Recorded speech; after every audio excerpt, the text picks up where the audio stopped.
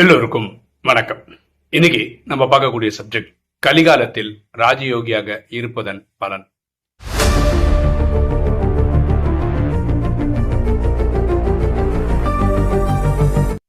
அவர் ஆத்மா இந்த கேள்வி கேட்டிருக்காரு. அதாவது இப்ப கலிகாலம் உச்சத்துல இருக்கு, கூடிய சீக்கிரத்துல ஜட்ஜ்மெண்ட் டே வந்துடும். மக்கள் 800 கோடி பேர் இங்க வாழ்ந்துட்டு இருக்கோம். ஒவ்வொருத்தரும் ஒரு வேலை பண்ணிட்டு இருக்காங்க. அப்படின்னா என்ன? சில பேர் இன்னைக்கும் பக்தி பண்ணிட்டு இருக்காங்க, சில பேர் பக்தியில நம்பிக்கை இல்லை, சில பேர் கடவுள் நம்பிக்கை இல்லை. நம்மள மாதிரி ஆளுங்க ராஜயோகம் ப்ராக்டிஸ் பண்ணிட்டு இருக்கோம். இந்த ஆத்மா கேட்குற கேள்வி என்னன்னா, இந்த நேரத்துல ஒரு ராஜயோகியா இருக்கிறதுனால என்ன பலன் இருக்க முடியும்? ஒரு எக்ஸ்ட்ரா அட்வான்டேஜ் அடுத்தவங்களை கம்பேர் பண்ணும்போது அதை ஒரு வீடியோவா நீங்க போட முடியுமா அப்படின்னு ஒரு ஆத்மா கேட்டிருக்காரு. அவருக்கு தான் இந்த வீடியோல பதில் சொல்ல ட்ரை பண்றோம். பாருங்களேன், இப்போ ரியல் டைம் ஒரு எக்ஸாம்பிள் சொல்றேன். அது நல்ல பியூட்டிஃபுல்லான எக்ஸாம்பிளா இருக்கும். இப்போ உங்களுக்கு தெரியும், ஈரான் இஸ்ரேல் போர் நடந்துட்டு இருக்கு, உச்சகட்ட போர் நடக்குது. இப்போ ராஜயோகம் தெரிஞ்சதுனால என்ன பிளஸ் அப்படின்னு சொல்றேன். ஒரு தம்பி அங்க ஒர்க் பண்றாரு, எங்க துபாயில ஒர்க் பண்றாரு. அவருடைய கம்பெனி ஆர்டர்ஸ்ல சவுதி அரேபியால இருந்து எடுத்து பண்றாங்க. தெரியும் உங்களுக்கு, எல்லாம் அந்த ஏரியா ஃபுல்லா சண்டை தான். இப்போ அவங்க கம்பெனில என்ன சொல்லிட்டாங்கன்னா, மேக்சிமம் ஒரு மாசத்துக்கு தான் வேலை இருக்கு, ஆர்டர்ஸ் எல்லாம் வரமாட்டிருந்து. இப்போ சவுதியிலே அங்கங்க பாம்பெல்லாம் போடுறாங்க இல்லையா? ஸோ ஒரு நிலையில்லாத தன்மை இருக்கு. அப்போ அந்த கம்பெனிக்கு ஆர்டர் வரலன்னா சம்பளம் தர முடியாது, சம்பளம் தர முடியலன்னா இவங்களை வச்சுக்கிறதுக்கு, வேலைக்கு வச்சுக்கிறதுல அர்த்தம் கிடையாது. ஸோ ஒரு மாசம் கழிஞ்சு நீங்க வீட்டுக்கு போக வேண்டிய அவசியம் வரலாம் அப்படின்னு முன்கூட்டியே அந்த கம்பெனிக்காரங்க சொல்லிடுறாங்க. நீங்க வேற வேலை தேடுறதா இருந்தால் தேடிக்கங்க. இப்போ இது நிறைய மிடில் சைஸ்டு கம்பெனிக்கு உள்ள பிரச்சனை இதுதான். அவங்க ஒரு கம்பெனிலேருந்து ஆர்டர் எதிர்பார்ப்பாங்க, அவங்க கொடுக்குற பேமெண்ட் கரெக்டாக வரணும், ரெகுலராக வரணும். அப்போதான் இவங்க கீழே இருக்க எம்ப்ளாயிஸ்க்கு இவ்வளோ கொடுக்க முடியும்.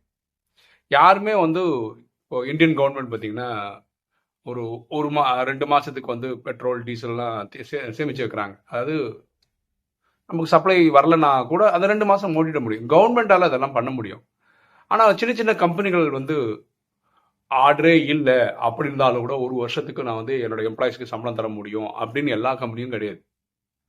சில கம்பெனியோட கெப்பாசிட்டி 6 மாதம் வரைக்கும் தர முடியுமா இருக்கலாம், சில கம்பெனிக்கு 2 மாதம் வரைக்கும் தர முடியலாமா இருக்கலாம். சில கம்பெனிக்கு பே செக் மாதிரி இவங்களுக்கு சம்பளம் கிடைக்கிற மாதிரி அவங்களுக்கு ஆர்டர் பண்ணி கொடுத்தாங்களே, அங்கேருந்து கரெக்டாக பேமெண்ட் வந்தால் தான் இவங்களுக்கு மாதம் கூட கொடுக்க முடியும். அப்படி இந்த கம்பெனிக்கு சொல்லிட்டாங்க. அப்போ இந்த தம்பிகிட்ட கேட்கும்போது ரொம்ப கூலா அந்த தம்பி ராஜயோகம் ப்ராக்டிஸ் பண்றதுனால சொல்ல, இது ட்ராமாவில் எதிர்பார்த்து தானே பிரதர், இப்படி தானே இருக்கும், கலிகாலம் மோசமா போயிட்டே இருக்கும்னு பாபா சொல்லியிருக்காருல, வேலை இல்லாம போகலாம் அப்படிலாம் சொல்லியிருக்காருல. ட்ராமா கல்யாணக்காரி வேற ஏதாவது நன்மையான ஒரு விஷயம் எனக்கு தரும், மேபி திருப்பி இந்தியாக்கே இங்கே திருப்பி வேலை கிடைச்சி திருப்பி பண்ற மாதிரி இருக்கும். அது என்ன வந்தாலும் வரும்போது பார்த்துக்கலாம். இப்போ பரமாத்மா நினைவு பண்ணுவோம், வேலைக்கு போவோம், அவங்க சொல்ற மாதிரி கொடுப்போம்.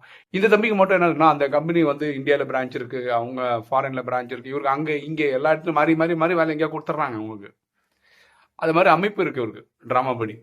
சரியா? அதுக்கு காரணம் ட்ராமா கல்யாணக்காரி தான். ட்ராமா நம்புறாரு, நல்லா இருக்குன்னு நினைக்கிறாரு, அதனால நல்ல நல்ல விஷயங்கள் இவருக்கு நடந்துருது. இதுதான் ராஜயோகியா இருக்கிறதுல ஒரு பிளஸ். ஒரு கலியுகவாசியாவே இருக்காருன்னு வச்சுக்கோங்க. ஒரு வேலைக்காக வெளிநாட்டுக்கு போறாரு. ஃபார் எக்ஸாம்பிள் நிறைய பேர் வெளிநாட்டு வேலைக்கு போறவங்க என்ன பண்ணா, காசு கொடுத்து போறாங்க. 1 லட்சம் 2 லட்சம்லாம் கொடுத்து தான் போறாங்க. அப்போ இங்க ஒரு கடன் ஏற்பட்டுருது. அந்த கடன் இங்க ஏற்பட்டதை அடைக்கிறதுக்கு தான் அங்க வேலைக்கே போறாங்க. அங்க வேலையில திருப்பி இண்டியா காமிச்சிட்டா அந்த கடன் தீர்ந்துருமா என்ன? இங்க கம்மியான சேலரிக்கு போய் அவர் பெரிய பணம் கடன் வாங்கின அந்த கடனை அடைக்கணும். நான் ஒரு ரீல் கூட போட்டிருந்தேன். ஒரு ஆத்மா வேற ஒரு ஆத்மாட்ட கேட்கிறாரு, நீங்க எதுக்கிட்டு துபாய்க்கு வந்தீங்க அப்படின்னு கேட்கிறாரு. உடனே அவர் சொல்றாரு, நான் கடன் நிறைய இருக்குங்க, அதை அடைக்கிறதுக்காக தான் இங்கே வேலைக்கு வந்தேன் அப்படின்றாரு. ஃபர்ஸ்ட் அவர் கேட்குறது, எதுக்கு நீங்கள் கடன் வாங்கினீங்க? துபாய்க்கு வர்றதுக்கு தான். அப்போ நீங்கள் துபாய்க்கு வரலன்னா உங்களுக்கு கடனே எந்திருக்காது இல்லைன்னு பாருங்களேன். இப்படிலாம் ஆயிட்டு இருக்கு. அப்போ அந்த மாதிரி மக்களோட கதையெல்லாம் என்ன ஆகும்? அப்போ இந்த ராஜயோகம் மாதிரி ஒரு நாலேஜ் இருக்கிறதுனால எவ்வளோ பெரிய பிரச்சனைகள் கண் முன்னாடி வந்தா கூட இதுவும் கடந்து போயிடலாம் அப்படின்னு ஒரு மன திடம் வருது பார்த்தீங்களா? அதுதான் இந்த நேரத்தில் நம்ம ராஜயோகம் தெரிஞ்சு வச்சுக்கிறது நல்லது. ரெண்டாவது, வேற என்ன யூஸ் ராஜயோகம் தெரிஞ்சு வச்சுக்கிறதுனால? இப்போ நம்ம ராஜயோகத்துக்கு என்ன தெரியும்னா, நம்மலாம் ஒரு ட்ராமால நடிக்கிறோம், 5000 வருஷம் கதை நடிக்கிறோம், ஓகேவா? அதன்படி இப்போ கலியுகத்தோட கடைசியில் ஜட்ஜ்மெண்ட்டே கண்டிப்பாக பக்கத்தில் வரப்போகுது, வினாஷம் ஆக போகுது, உலகம் ஃபுல்லாக இப்படி தான் ஆக போகுதுன்னு முன்னாடியே தெரிஞ்சிருக்கிறதுனால கண்ணு முன்னாடி அது நடக்கும்போது நமக்கு ஐயோ அப்படியா அப்படின்னு நம்ம ஷாக்கெல்லாம் கிடையாது. நினச்சது நடக்குது, அவ்வளோதான். இப்போ நமக்கே இப்போ நம்ம 2036 போல நம்ம ஏன் 2036 சொல்கிறோம்னா, சங்கமம் 100 வருஷம் பரமாத்மா சொல்லியிருக்கிறாரு. இப்போ 1936 ஆரம்பிச்சா 2036, ஓகேவா? இப்போ நிறைய பேர் என்ன கேட்குறாங்கன்னா, சப்போஸ் முன்னாடியே நடந்துச்சுன்னா, இப்போவே எல்லாம் வினாஷ் ஆச்சுன்னா, சீக்கிரம் பேக்கப் பண்ணிட்டு போவோம். நமக்கு சஸ்பென்ஸ் வச்சுட்டாரு இறைவன் அப்படின்னு நினச்சிக்க வேண்டியதுதான். ஓகேவா? பாருங்களேன், இது 5000 வருஷ கதைங்க. ஒரு சீனும் மாறப்போகுது இல்லை, அப்படியே தான் நடக்கும்போது. பரமாத்மா தான் சொல்கிறார், நீ எப்பவுமே இது ஏற்கனவே நடந்த நாடகம் அப்படின்னு புரிஞ்சுக்காங்க, உங்களுக்கு வந்து இந்த மனசில் இருக்க பாரம் குறைஞ்சிரும் அப்படின்னு சொல்கிறார். சரியா? ஸோ உலகமே டென்ஷனாக இருக்குது, உலகமே பயந்து போயிருக்கு, நாளைக்கு என்னன்னு தெரியாமல் இருக்குது, இருட்டில் இருக்காங்க. நிறைய பேர் வந்து இப்போ இடம் வாங்கியிருக்காங்க, இஎம்ஐ கட்டிட்டு இருக்காங்க, அது அந்த மாதிரி செலவெல்லாம் இதெல்லாம் அங்கங்கங்க லாக் ஆகும்போது அவங்க, ஃபார் எக்ஸாம்பிள், அட்லீஸ்ட் நம்ம ராஜயோகிக்கு நம்ம பண்ணிட்டோமோ பண்ணலையோ, அட்லீஸ்ட் இந்த விஷயம் தெரியும். ஒரு 6 மாதத்துக்கு ஒரு கேபிட்டல் வச்சுக்கணும்னு தெரியும், ஒரு 3 மாதத்துக்கு ரேஷன் பொருள் வச்சுக்கணும்னு தெரியும், முடிஞ்சா சோலார் போட்டுக்கணும்னு தெரியும். இதெல்லாம் நமக்கு தெரியும். பொதுமக்களுக்கு இது சுத்தமாக தெரியாது. அவங்களாம் பிரச்சனையில் போய் மாட்டினதுக்கு அப்புறம் தான் ஒரு வெளிச்சமே கிடைக்கும். அது வரைக்கும் குழப்பத்தில். அப்போ நமக்கு வந்து அட்லீஸ்ட் இறைவனே நேரடியாக வந்து இதான்ப்பா நடக்க போகுது, கொஞ்சம் ஜாக்கிரதையாக இருப்பான்னு முன்னாடியே சொல்கிறது வந்து ஒரு ப்ளஸ்ஸு. நம்ம யாரும் இறைவன் நினைவுலேயே இருக்காங்களோ அவங்களுக்கு வந்து இறைவன் அந்தந்த டைமுக்கு சிக்னல் டச் பண்ணுவார் நம்ம ஆத்மாவை. அந்த டைரக்ஷன் படி நடந்துட்டா நமக்கு அப்பவும் நம்ம சேஃப் சைடில் தான் இருப்போம். பரமாத்மா என்ன சொல்கிறார், ராஜயோகிகளுக்கு வந்து நான் 2 ரொட்டி நான் கேரண்டியாக தரேன் அப்படின்னு சொல்லியிருக்காரு. நம்ம வந்து பசி பட்டினியெல்லாம் இருந்து சாக வேண்டிய அவசியம் ராஜயோகிகளுக்கு வராது. ஓகேவா? இதுக்கு ஒரு நல்ல எக்ஸாம்பிள் சொல்கிறேன்.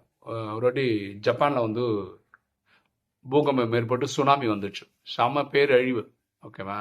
அப்போ நம்ம எல்லாம் என்ன பண்ணோம்னா, உலகம் ஃபுல்லாக இருக்கிற ராஜயோகிகள் எல்லாம் வந்து அந்த ஜப்பானில் இருக்க ஆத்மாக்களுக்காக யோகா பண்ணோம். அப்போது அந்த ஃபஸ்ட்டு அக்டோபர் மாதம் வரும்போது ஃபஸ்ட்டு மீட் வந்து டபுள் ஃபாரினர் மீட்டு, வெளிநாட்டுக்காரங்க தான் வரும். அப்படி இருக்கும்போது ஜப்பானில் நிறைய ஆத்மாக்கள் மதுபனுக்கு வந்தாங்க. அப்போ அவங்க வந்து இந்த சுனாமியோட அனுபவம் சொன்னாங்க. அப்போ அவங்க அனுபவம் சொல்லும்போது என்ன சொன்னாங்கன்னா, ஒரு எக்ஸாம்பிள், இப்போது டீ போட்டு குடிக்கணும், பால் வேணும். பால் வந்து நார்மல் டேயில் வீட்டுக்கே வந்துடும், நம்ம காய்ச்சி குடிச்சிருவோம், இதெல்லாம் இருக்கும். இந்த சுனாமி மாதிரி டைமில் அவங்க டீ குடிக்கலாம்னு நினைக்கும் போது எங்கேருந்து கிடைக்கும்? பால் அவங்க கொண்டு வந்து கொடுப்பான். இப்போ இவங்களுக்கு வந்து என்ன சொல்கிறாங்கன்னா, அந்த டைமுக்கு வந்து யாரோ முகம் தெரியாத ஒருத்தர் வந்து இந்தாங்க அப்படின்னு சொல்லி எல்லாருக்கும் ஒரு பால் பேக்கெட் கொடுத்துட்டு போகும்போது இவங்களுக்கு ஒரு பால் பேக்கெட் கொடுத்தாங்களாம். அவங்க என்ன நினைக்கிறாங்கன்னா, யாரோ நமக்காக ஏதோ ஒரு ஹெல்ப் குறைச்சிக்கிட்டே இருக்குது, எங்களுக்கு எங்கேருந்தோ கிடைக்குது, இது வந்து யாரோ நமக்காக ப்ரே பண்ணுறாங்கன்றது அவங்க ஃபீல் பண்ணதா அவங்க வந்து அங்கே மைண்டில் சொல்கிறாங்க. அப்போ நம்ம உலகம் ஃபுல்லாக பண்ண யோகா அவங்களுக்கு வந்து சேர்ந்துருக்குன்றதே ஒரு ஆள் வந்து அனுபவமாக சொல்கிறார். புரியுங்களா? அப்படி நமக்கு அப்படி ஒரு அட்வான்டேஜ் இருக்குது. நம்ம இறைவன் நினைவில் இருக்கிறதுனால இறைவனோட ப்ரொடெக்ஷன் கிடைக்குதுன்றது ஒன்று. ராஜயோகிகளுக்கு ராஜயோகிகளே பண்ணுற யோகா இருக்குல்ல, அந்த சக்தி நமக்கு ப்ரொடெக்ஷன் கிடைக்குது. அதனால் இந்த நேரத்தில் ராஜயோகியாக இருக்கிறது ப்ளஸ். அதே மாதிரி இந்த மனப்பக்குவம் இருக்குல்ல, ராஜயோகி ஆனா வரக்கூடிய மனப்பக்குவம், அதில் ஒரு சேவையில் ஒரு நல்ல விஷயம் சொல்ல பாருங்க. அந்த நம்மளுடைய ஜஸ்ட் மேனிஃபெஸ்டேஷன்லாம் பண்ணுறோம் இல்லையா, எஸ்பெஷலி நம்ம யூடியூப் வீடியோவில் வந்து ஒரு தம்பி பெங்களூரில் தான் பண்ணுறாரு. அவர் வந்து என்ன சொல்கிறது, சினிமா ரேஞ்சில் எடுக்கிறாரு, ஹாலிவுட் ரேஞ்சில் எடுக்கிறாரு, நல்லா பண்ணிகிட்ருக்காரு. அதில் எனக்கு வேற ஒரு தம்பி மதுபன் போயிருந்தார். அவர் அங்கே யாரோ ஒரு ஆத்மா சொன்ன ஒரு கருத்தை கொண்டு வந்து எனக்கு சொன்னார். என்ன கருத்து சொன்னார்னா, நீங்கள் வீடியோ போடுறீங்க, அதில் வந்து ராஜயோகம் யோகாலாம் பண்ணும்போது நம்ம உட்காந்து ஒரு யோகா பண்ணுற மாதிரி தானே பண்ணுவோம். அந்த வீடியோ கிரியேட் பண்ணும்போது ரொம்ப பக்கத்தில் இடித்து உட்கார்ற மாதிரிலாம் இருக்கிற மாதிரி காமிச்சிருக்கு. இது வந்து அவ்வளோ கரெக்டு கிடையாது, நம்ம அப்படி ப்ரொமோட் பண்ணுறது கிடையாது. ராஜயோகத்தில் பரமாத்மாவும் சொல்கிறார், அதாவது உட்காரும்போது வந்து யாரும் அப்படியே ஊட்டியெல்லாம் உட்காரக்கூடாது, இடம் விட்டு கேப் விட்டு தான் உட்காரணும் அப்படிலாம் பரமாத்மா வானிலை சொல்லியிருக்காரு. இது வீடியோ நம்ம கிரியேட் பண்ணும்போது அது ஏஐ தான் அது கிரியேட் பண்ணி கொடுக்குது. நம்ம வந்து பக்கத்தில் உட்கார வச்சு கெடுக்க சொல்கிறதெல்லாம் நம்ம பண்ணுறது இல்லை. அப்படி வரும்போது எடுத்துடுறோம், அந்த வீடியோவும் போட்டுறோம். இதை வந்து ஒரு ரிமார்க்காக ஒரு ஆத்மா அங்கேருந்து சொல்கிறாங்க, எங்கேயாவது மதுபன்லேருந்து சொல்கிறாங்க. அது சரண்டர் பத்திர சொல்லியிருக்க, அது வந்து எனக்கு நியூஸாக வந்திருக்கு. இந்த நியூஸை வந்து இந்த தம்பிக்கிட்ட சொன்னேன்.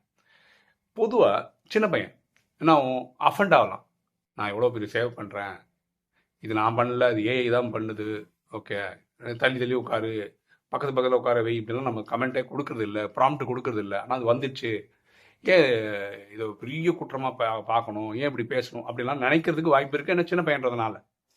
ஆனால் அந்த தம்பிக்கு நான் சொல்லும்போதும் எடுத்து சொல்லுவோம், பக்குவமாக தான் எடுத்து சொல்லுவேன். எனக்கு சின்ன பையனில் வருத்தப்படக்கூடாதுன்னு நினச்சி தான் சொல்கிறோம்.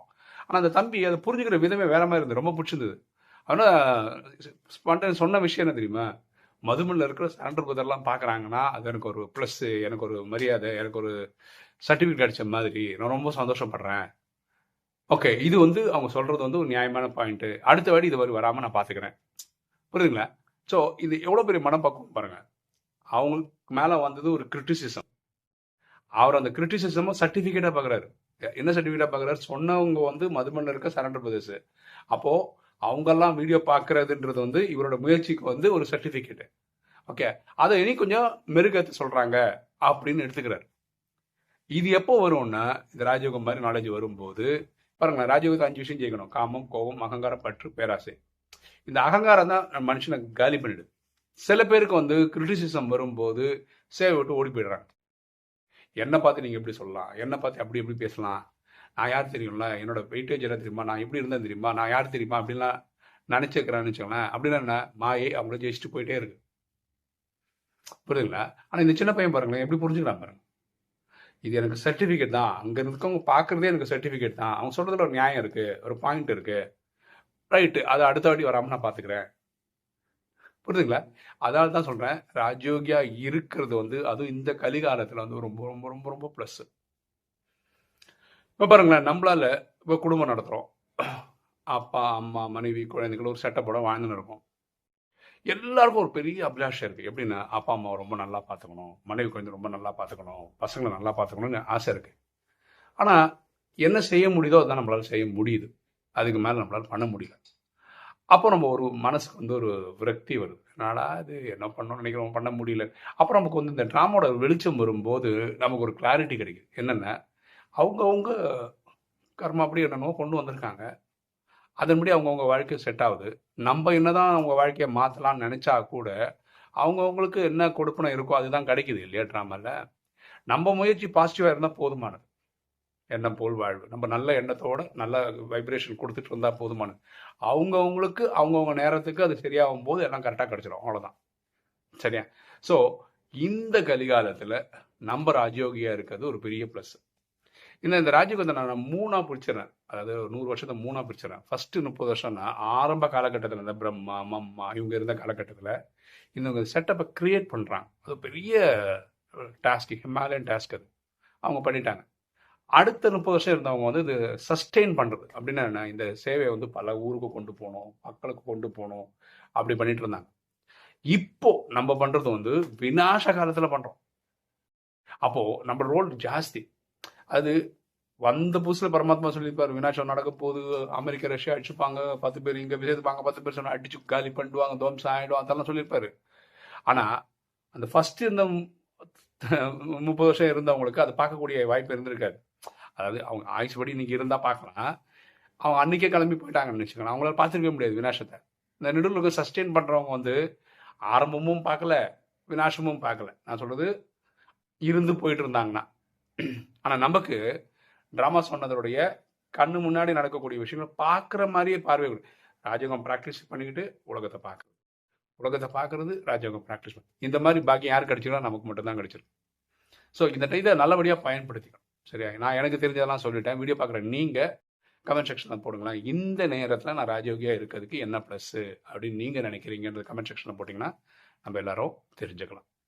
ஓகே, இன்றைக்கி வீடியோ உங்களுக்கு பிடிச்சிருக்கோம் நினைக்கிறேன். லைக் பண்ணுங்கள், சப்ஸ்கிரைப் பண்ணுங்கள், ஃப்ரெண்ட்ஸ் சொல்லுங்கள், ஷேர் பண்ணுங்கள், கமெண்ட்ஸ் போடுங்க. தேங்க்யூ.